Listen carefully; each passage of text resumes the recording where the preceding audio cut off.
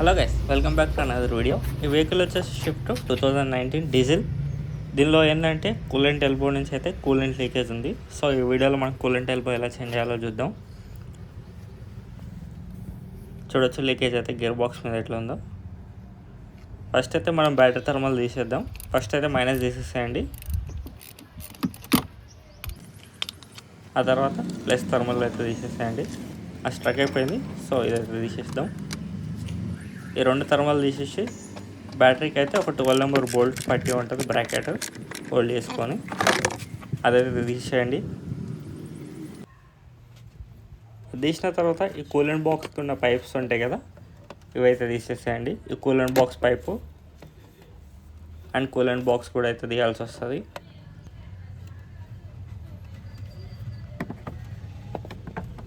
ఈ పైపులన్నీ తీసేసి ఈ కూలెంట్ బాక్స్ అనేది పైకి లాగేసేసేయండి.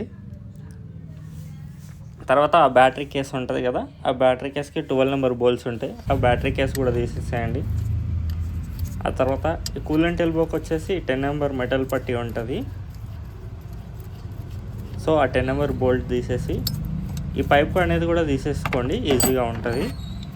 నేనైతే లాస్ట్లో ఈ పైప్ కూడా తీసేసిన. ఇప్పుడు ఈ కూలెంట్ ఎల్బోకున్న పెద్ద పైప్ ఉంటుంది కదా, ఈ క్లాంప్ అయితే ప్రెస్ చేసేసి బ్యాక్ సైడ్ అనేసి ఈ పెద్ద పైప్ అనేది బ్యాక్ సైడ్ పుల్ చేద్దాం మనం. ఇట్లా ఈజీగా బ్యాక్ సైడ్ పుల్ చేస్తే ఈ పైప్ అనేది వచ్చేస్తుంది. కొద్దిగా కూలెంట్ వస్తుంది, ఏం పర్లేదు. ఆ తర్వాత ఈ పైప్ కూడా తీద్దాం. ఇది ఆల్రెడీ ఎల్బో రీప్లేస్ చేశారు. సో ఇలాంటి క్లాంప్స్ ఉన్నాయి మీకు కంపెనీతో పాటు వచ్చేసి. ఆ ప్రెస్ ట్యాప్ క్లాంప్స్ వస్తాయి, అవైతే స్క్రూ డ్రైవర్తో తీయాల్సి వస్తుంది. సో దీనికి వచ్చేసి 7 నెంబర్ బిట్ తోటి మనం అయితే లూజ్ చేసుకుందాం ఈ క్లాంప్స్ అన్నీ.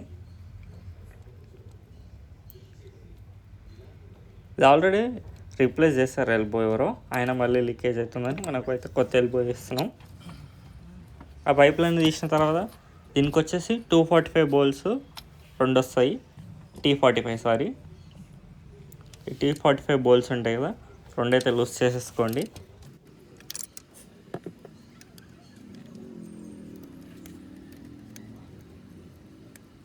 రెండు లూజ్ చేసేసుకొని ఈ 2 బోల్స్ అనేవి తీసేసేయండి, T45.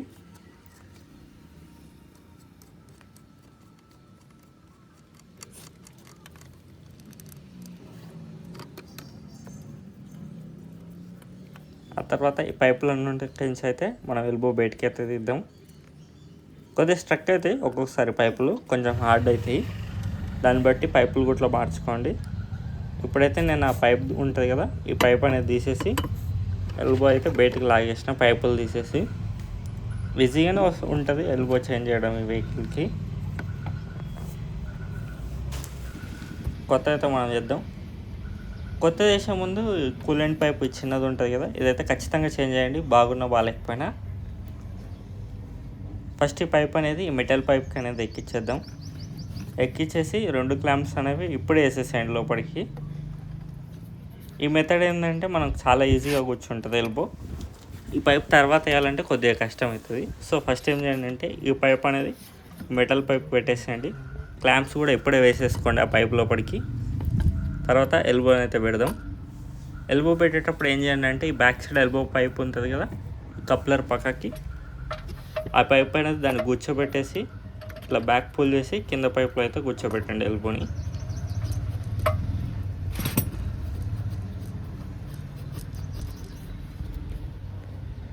ఇలా అయితే కూర్చోబెట్టుకుంటే మనకు కింద అనేది చాలా ఈజీగా కూర్చుంటుంది. లేదంటే ఆ పైప్ చాలా ఇబ్బంది పెడుతుంది. అది కూర్చోబెట్టేసి హోల్స్ అయితే అలైన్ చేయండి. మనకి T45 బోల్స్ కూర్చునేవి అలైన్ చేసేసి ఆ T45 బోల్స్ ఉంటాయి కదా, ఆ రెండు అయితే ఫిట్ చేసేసుకోండి.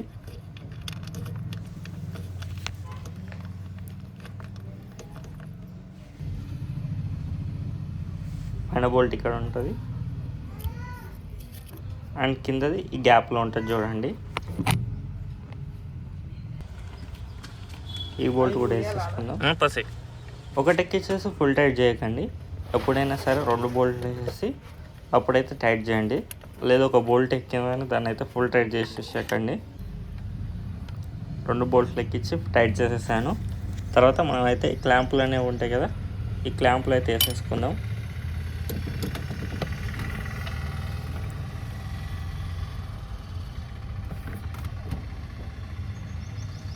ఈ క్లాంపులు టైట్ చేసుకున్న తర్వాత మనం పైపులు అనేవి పెట్టేద్దాం. ఈ పెద్ద పైప్ ఫస్ట్ అయితే తీసాం కదా, ఈ పైప్ అనేది పెట్టేద్దాం మనం.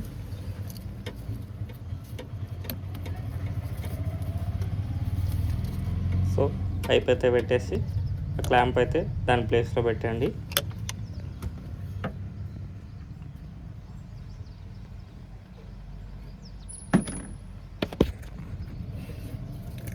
అండ్ దాని తర్వాత కూలెంట్ టెంపరేచర్ సెన్సార్ ఉంటుంది కదా, ఆ సెన్సార్ కూడా పెట్టేద్దాం.